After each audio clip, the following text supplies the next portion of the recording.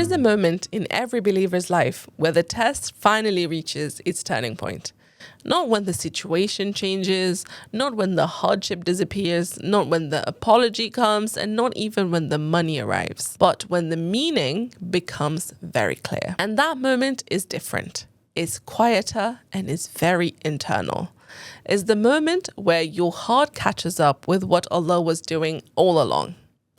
Theme 3 is about that moment. The moment the pain you carried suddenly fits into a larger design. The moment the chapters you hated finally make sense. The moment that you realize nothing was random, nothing was wasted, and nothing was without any purpose. Because Allah does not write chaotic stories, He writes layered ones. And often, we only understand the early chapters when we reach the end. Let's begin where this pattern shines the brightest. The story of Prophet Ibrahim. A man who waited decades for a child, a promise fulfilled after years of longing. And then, when that promise is finally in his arms, he sees a dream commanding him to sacrifice the very son he waited his entire life for. From a human perspective, this makes no sense at all.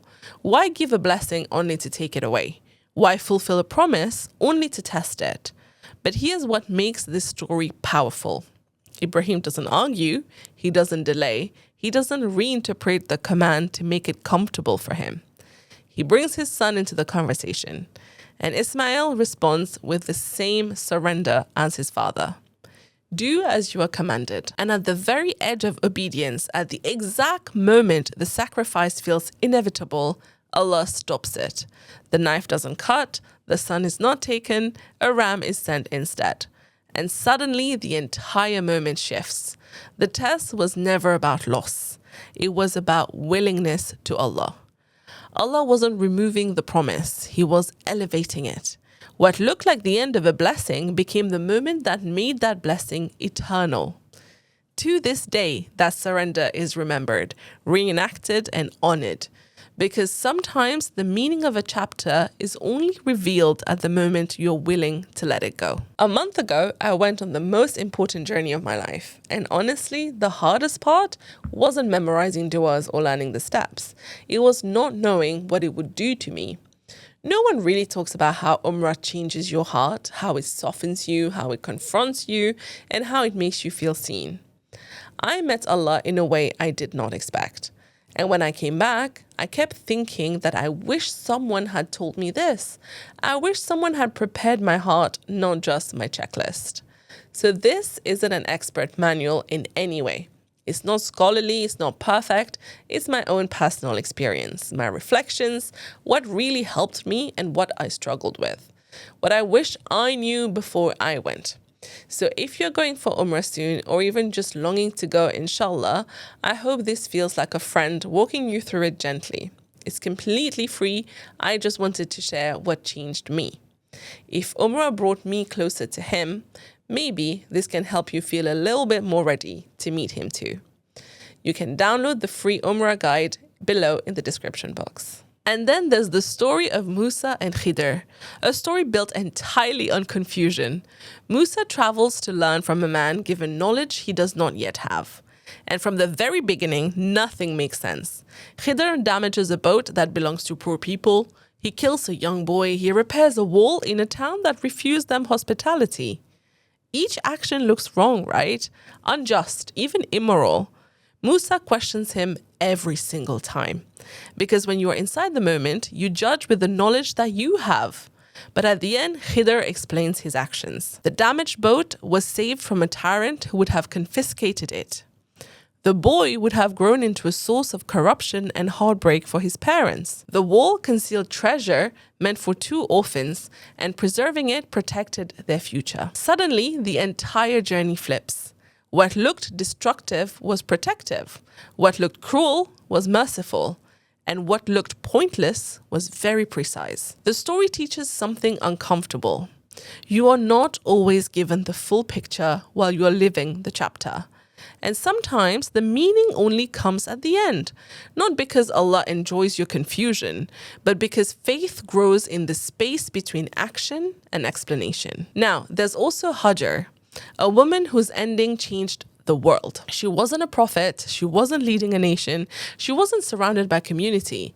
She was alone with her baby in a desert with no water, no shelter, and no visible mercy. And this part matters deeply because her story is not passive waiting.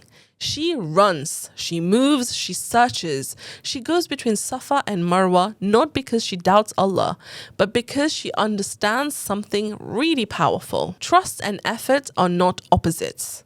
She believed Allah would provide, but she also believed she must move. And she thought the water would come from the hills she climbed. She scanned the horizon, she looked for relief in the distance. But Allah wrote the ending from a place she would never even look at, from beneath her baby's foot. Zamzam wasn't just water, it was a message.